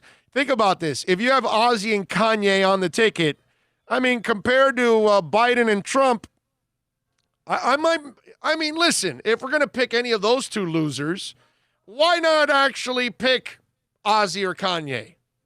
It would be entertaining as hell. I mean, think about Ozzy on the presidential podium every day doing a coronavirus update. You won't understand one word the guy says. Now, the good thing is maybe he can perform instead of having like the state of the address. He'll just like perform Mr. Crowley or something. I can go with that. But if you want to get your Ozzy Osbourne for president T-shirts, which, by the way, they look pretty good. I mean, I wouldn't mind getting one, right? Ozzy for president. It's not bad. Can you see him eating like a bat and then spitting it out at people when in the acceptance speech? I love it, man. I mean, there's so many ways we can go. Kanye West. If Kanye West is president, they've got to watch out with all signs because obviously, he likes running into signs and stop signs and things like that. So you got to be careful with Kanye on that one. I don't know. Kanye would also be an entertaining president. I tell you, that's one that I can go with. Now, the other story that I like, and I'm trying to inspire somebody locally here to help me out. All right, Fitz and the Tantrums. All right, I can make your hands clap. Right? So Fitz and the Tantrums have joined the growing list of bands testing out drive-in concerts this summer. Tuesday, July 7th, which was 2 days ago, yesterday, the band announced 3 socially distanced concerts in Southern California, 1 in Ventura and 2 in Anaheim. The one in Ventura and Anaheim, you can come see us in our first drive-in shows next month. Pre-sale starts on the 9th, and it's at the Ventura County Fairgrounds. That'll be August 29th, and then September 5th and 6th at the City National Grove of Anaheim. Third Eye Blind, by the way, is also playing a drive-in show in Ventura on July 25th. So I'm trying to inspire a business locally that can do a drive-in concert, and let's go, man. I don't think it would matter who's there, right? You're going. It doesn't. It doesn't matter. Go to a concert, right? At this point, I want to go to a concert, but no, I'm not just going to go to any concert, dude. It's got to be a good concert. I want to see a band. Like, I'd go see Fitz and the Tantrums. I've seen them before. Okay. I love Fitz and the Tantrums. They're good, man. I saw them open up for Young the Giant over at Bayfront. It was awesome. It was Cold War Kids, Fitz and the Tantrums, and Young the Giant. It was an excellent show. I'd never seen Cold War Kids, and they're actually pretty decent. I enjoyed them. But Fitz and the Tantrums, excellent. Although the guy kind of dresses like a bum. It's weird. Yeah, he came out and he didn't look like he showered. It's kind of odd. But it was a great show.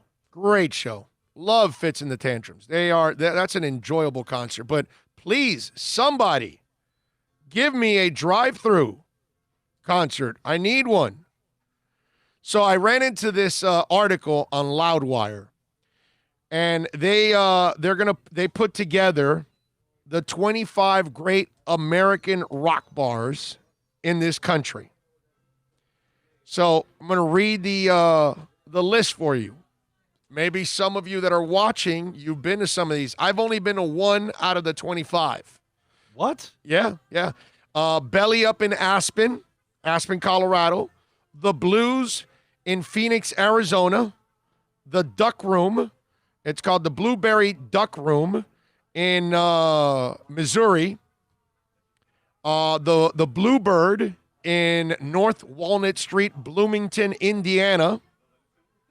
Bonds 007 in San Antonio, Texas. The Continental Club in Austin, Texas. By the way, send me a text there if you've been to one.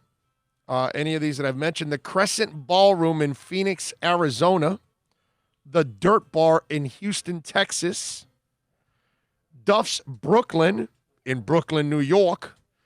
The Earl in Atlanta, Georgia. Southeast part of Atlanta.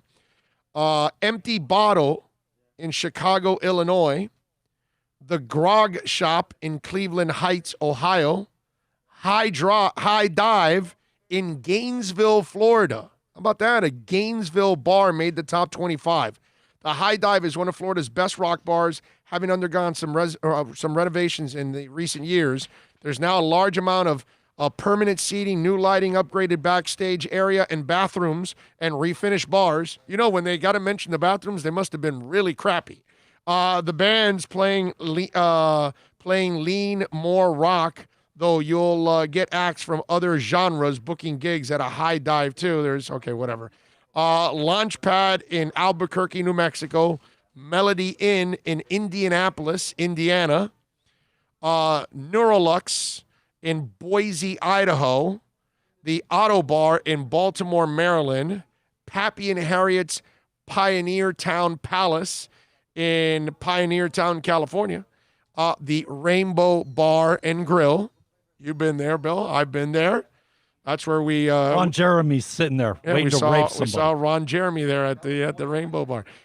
Red Star Rock Bar in Tampa, Florida. Never been to the Red Star Rock Bar. It puts the emphasis on the bar, with the locals coming in for drinks and the cozy red contained bar area, saddling up a stylish bar stools or grabbing a booth. The nods of rock heroes are seen throughout the bar, where portraits of Morrison, Plant, Page, Joplin, and more hang. You can keep these things rocking, picking your favorite selection on the jukebox. There's an outdoor performance area with live music on the weekends, and karaoke will bring in a crowd during the week. The Rockwell in Baltimore, Maryland, Sabbatic in Milwaukee, Wisconsin, St. Vitus Bar in Brooklyn, New York. Now, the St. Vitus, they have their Instagram site, and it's pretty popular. And they have interviews all the time, too. They do a podcast and everything. Scout Bar in Houston, Texas. The Silver Ballroom in St. Louis, Missouri. Those are the 25. How about that? No Churchill's for us locally, and Churchill's is an institution for us, but I can understand why it may not be considered one of the great rock bars. It's just a historic place for us. It's a dive. No Troubadour, no Viper, no Whiskey A Go-Go, no Stone Pony. And I've been to the Stone Pony.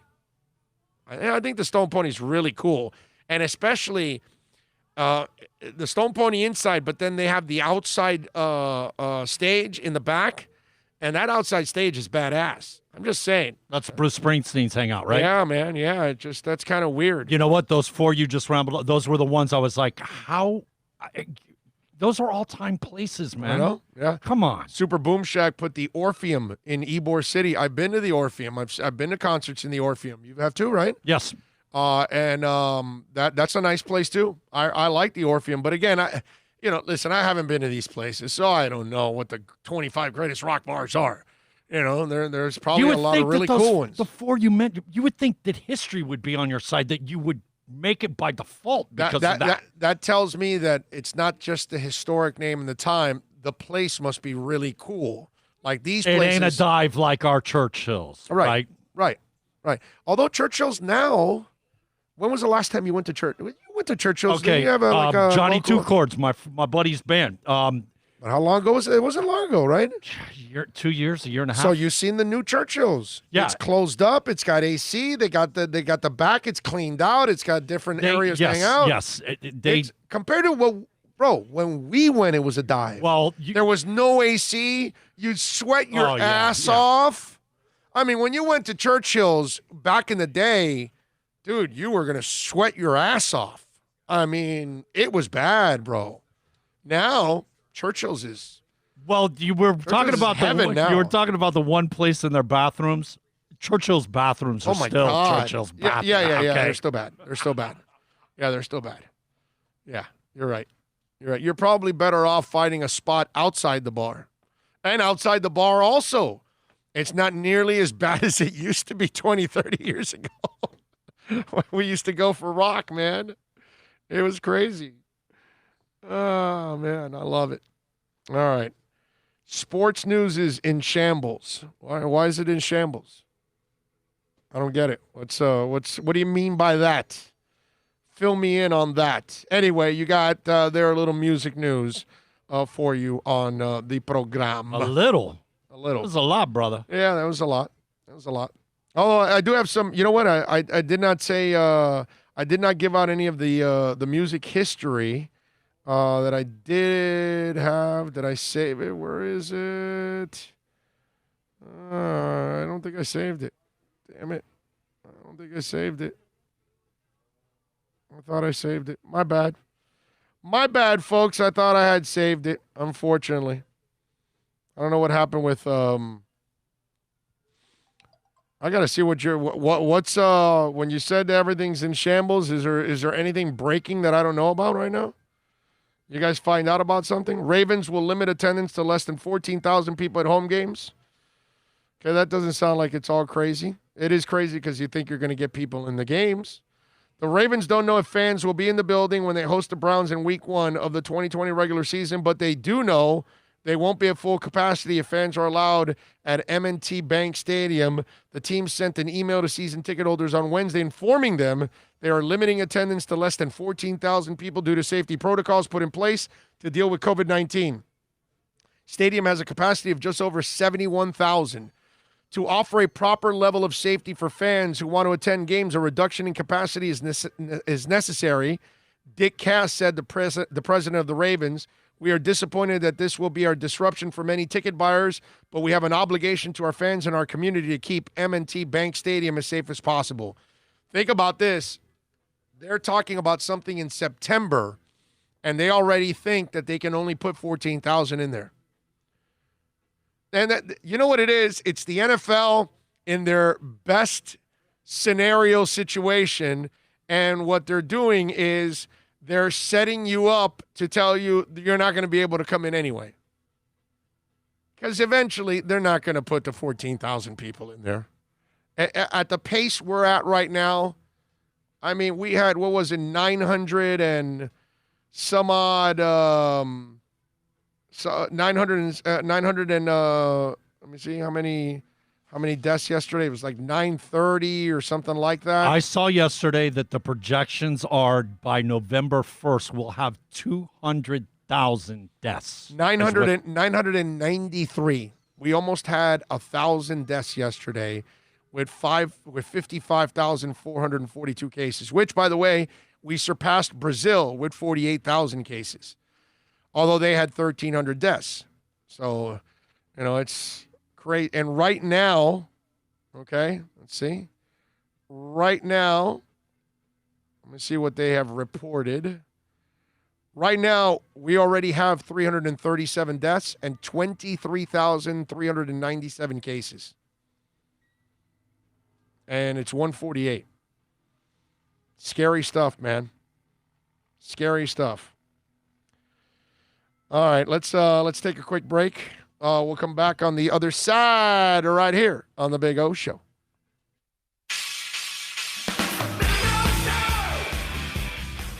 America's safest and best-selling compact luxury SUV is at Acura of Pembroke Pines, and this is how we do it. RDX, $339 a month at Acura of Pembroke Pines, the #1 volume Acura dealer. No one expects to get into a crash, but I expect you to go to accidentlawfirm.com if you do. Make sure when hiring a driver, you go through a rideshare app so that you can be covered by the insurance, which can be up to $1 million whether you're a passenger or a driver. In other words, don't try to save a few bucks by paying cash instead of going through the app. I'm attorney Bobby Nunez from Nunez Law in Miami, and we're here to help you through the process. Go to accidentlawfirm.com for a free consultation from me, Bobby Nunez. That's accidentlawfirm.com. Are you tired of watching the same old travel videos on the internet? Well, then check out MikeNoGoZones.com, a travel documentary that's breaking barriers. I go to the places that the media tells you to fear, where no one else dares to go.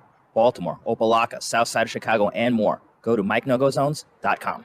It's a buyer's market at Toyota of Hollywood. Over 1,500 Toyotas on the ground, and truckloads just keep on coming. Now pay up to 50% less. 2020 Camry, not $29,000, $17,775. 2020 Corolla, not $22,000, $13,775. Buy a new 2020 Toyota with 0 down and 0% financing, or we'll make your payments till 2021. At Toyota of Hollywood, the #1 volume Toyota dealer on 441 between Hollywood Boulevard and Sheridan Street.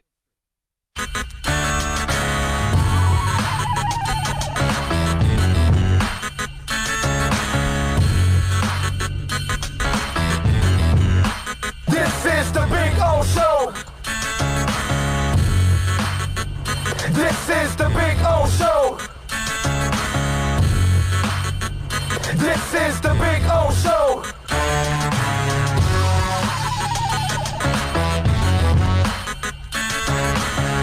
You know what I forgot about music news was that today on this date back in 1967, is such a cool note that I found. The Monkees started a 29-date tour, and the Jimi Hendrix Experience was the one that opened up. What? Yeah. Yeah. So, and by the way, 6 dates into the tour, Jimmy was dropped after 6 shows because his act wasn't suitable for the Monkees' teen audience. I got a question. Were they all riding around in the monkey mobile? I don't know. But that is awesome. You know what it is to see Jimi Hendrix open up for the Monkees? That's freaking awesome, dude. I went to see the Rascals one day, and the singer told stories throughout, and it was an amazing show. Obviously, the Rascals have great music, and the history is just awesome. And he was telling the story how they had Hendrix also open up for them, at one point or another. Hendrix opened up for some people that, like, his music went nothing like what the lead act was. You know what I mean? If you remember, the Rascals said when they were over in Europe, the Beatles were opening up for them. Yeah. If you can imagine. Yeah. It's crazy, man. That tells you right there. But what's his name from the E Street Band was the guy that backed that, right? The production. What's his name? The guitar. You talking about yes, Little Steven. Thank you. Yes. Thank you. Yes, Little Steven, definitely. A couple of notes that affected sports, obviously. First of all, Bradley Beal is out, along with Spencer Dinwiddie. They will not report to the NBA's bubble. Dinwiddie tested positive for COVID-19 2 weeks ago. He's been informed by team doctors he will not be participating in the restart. Team says the move is out of abundance of caution after testing positive for the virus again on Monday. He spoke about his condition on Twitter, saying, after another positive test yesterday and considering the symptoms, team doctors and I have decided that it would be in the best interest for me and the team that I do not play in Orlando. And I agree. That's a smart thing to do. This is what you got to live with. You don't want anybody compromised going into that bubble. The only way you're going to finish your season and have a champion is if everybody is disciplined and staying to a T. And they're doing, the NBA has gone above and beyond inside that bubble. From all kinds of testing before you even are allowed in that bubble, you are wearing a ring that goes around your wrist, and it picks up any kind of symptoms that you may have. There's also a band that you're wearing that will also detect if you're within 6 feet of somebody for more than 10 seconds. At the 5-second mark, it starts going beep, beep, beep, beep, beep, and then it goes off on the 10 seconds. So they don't even want you around people. And you're wearing, and notice even the reporters when they're doing their hits, even though everybody in the bubble's healthy, because, nobody has COVID, they're still wearing masks, which is amazing. So it shows you the kind of extremes that they're going to. And now, and I don't know, are the Nets fielding, what's it called, a G League team? Because they've lost everybody. They don't have anybody left. That's crazy, man. It's 6 guys, right? It's yeah. 6 that are out. Easily 6 guys. Yeah. Red Sox, Eduardo Rodriguez has coronavirus, says he's not feeling well. Left-hander has been left off opening day now as a starter. So we'll see what happens with Mr. Rodriguez now. COVID is affecting everything, dude. It's crazy. Dwight Howard is going to also be a part of the festivities, as they say. He was going to actually, take a chance and not take a chance and step out and step away from it, but he's going to play. He's going to donate his salary in the bubble to the causes like Black Lives Matter. So Dwight's doing a lot of good things. And I got to give Lamar Jackson a lot of love, man. Okay? Mad props to Lamar Jackson. Why do I say that? Because he was going to have an event locally here, and he canceled it because of COVID. And he was going to have the event. It was already scheduled for this weekend. He was going to require everybody to wear a mask. But after, I guess, some more careful consideration, Lamar has canceled his event, and I think that's pretty awesome. I gotta tip my hat to the young man. I know that a lot of people and entertainers and athletes have been kind of dumb with this, and they've had parties and kids are doing stupid things at frat parties and all that stuff. And Lamar did not contribute to that with this one, and I gotta give him a lot of love for that, man. That's pretty cool and pretty smart on the young man to understand. Hey, man, listen, they're gonna have plenty of time to have more parties and to have great events. This is a young man that's got hopefully a long career in front of him. The fact that he ends up, giving up the 2-day Florida beach party, I find that to be extremely irresponsible, and that's what a leader does of humanity. Okay, forget a football team, of humanity. So props to Lamar, man. I thought that was pretty awesome for him to do that. Remember, folks, we got the Inter-Miami game tonight at 8 o'clock. 7:30 will be the pregame show. Yours truly, along with Alex Dono, will have all of the action for you. We'll cover everything. Chris Whittingham, Thomas Rongen will have the call. All you got to do is go to the Inter-Miami website. You can also download it. You can download the app on my Twitter page. If you go to my Twitter page, you will see the link there, and you can download the link there for the game. It's gonna be a lot of fun today, man. We're gonna have a blast. We got some soccer back, which is a beautiful thing, and we got Inter ready to go. Hopefully a big win. Hopefully we'll talk about a win tomorrow. But if you go, you can go to my Twitter page, Facebook, and get the link, or just go to your app. Well, wherever you download your apps, Android or your iPhone, and just put Inter Miami CF on it, and it'll come out. And then just download the app, and at 7:30, tune in, and you can hear every game now there. Okay?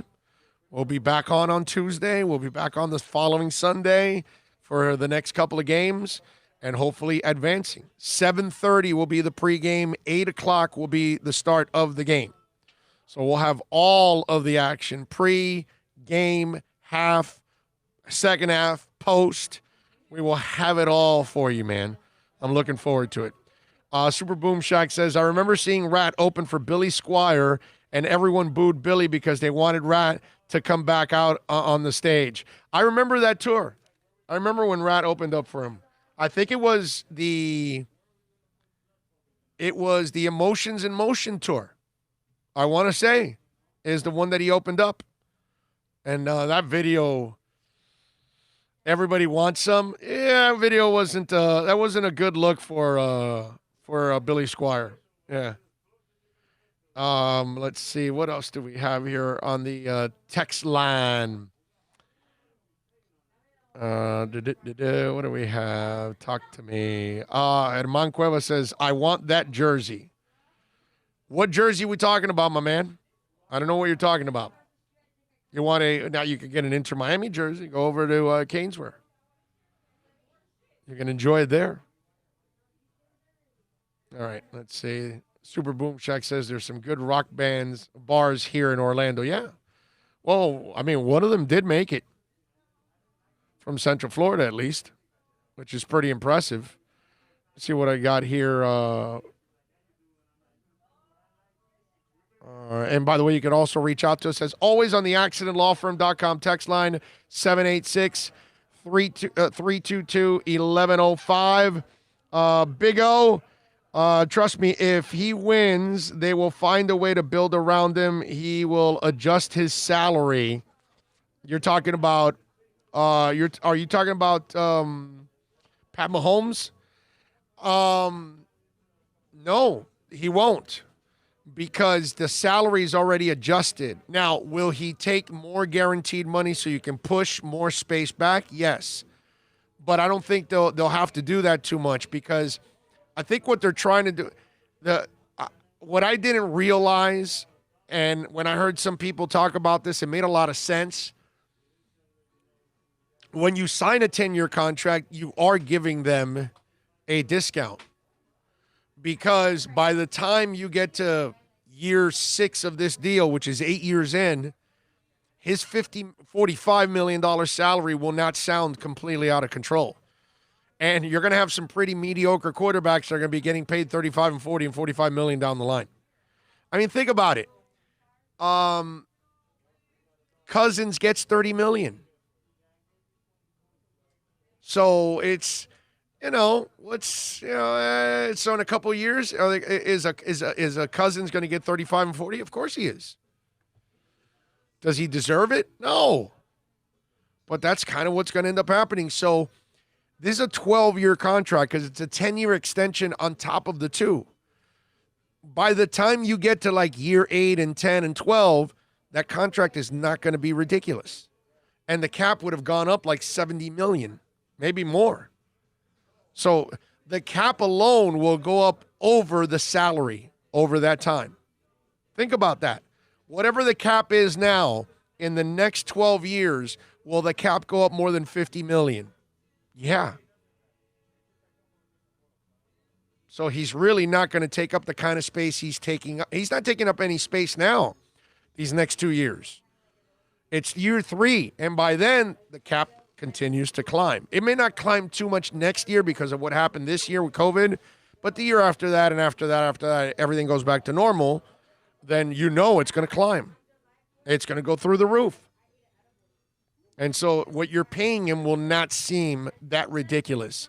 So when I heard people say that, in a way, a 10-year contract is a hometown discount, they're right. They're right, because as time goes on, the contract doesn't become that crazy. People were freaking out when they were paying Ryan Tannehill $17 million. And at that time, it was crazy money. Now, backups are getting $7 million, $9 million. Just any half-decent quarterback's going to get $17 million now. That's where we're at. Pretty impressive. But it is smart on their part, and it made a lot of sense when you really think about it. All right, we are wrapping it up here on the program. We thank all of you, as always, for tuning in. You guys are absolutely awesome. We are headed out to the stadium. Got a lot of things to do. Got to get prepared for a game. Dean G's asking me, yes, the game is on ESPN. Yes, you can catch the game on ESPN. All right? And you can listen to it by downloading the app for Inter Miami. So we'd appreciate it if you listen, okay? Because we will try to bring you a terrific broadcast today. You only get one first, man. And this Yes. is our first game against them. Let's put them in their place right out the box, man. Yep. And our first radio broadcast too. So we're looking forward to that because we didn't have this for the first 2 games. And now we've got it for the rest of the season and so much more to come. So looking forward to it. Thanks to Jose and all the great people out here, by the way, at VSS West Pines. We'll be out here again next Wednesday having some fun. Thanks to Bill and Philippe, as always, getting it done here on the program. Also, we got to thank our super chatters, as always, or Nico Jones, who did the super chatting today. Appreciate you, Nico. Appreciate all of you out there, as always. Thanks, Nico. Yes, sir. And thank you all for supporting us the way you do, watching, listening, downloading whenever you're downloading, which we appreciate it, as always. We'll see you guys tomorrow, same time, same place, same bat channel. Thank you. Y'all have a good one. Be safe. Go Inter Miami.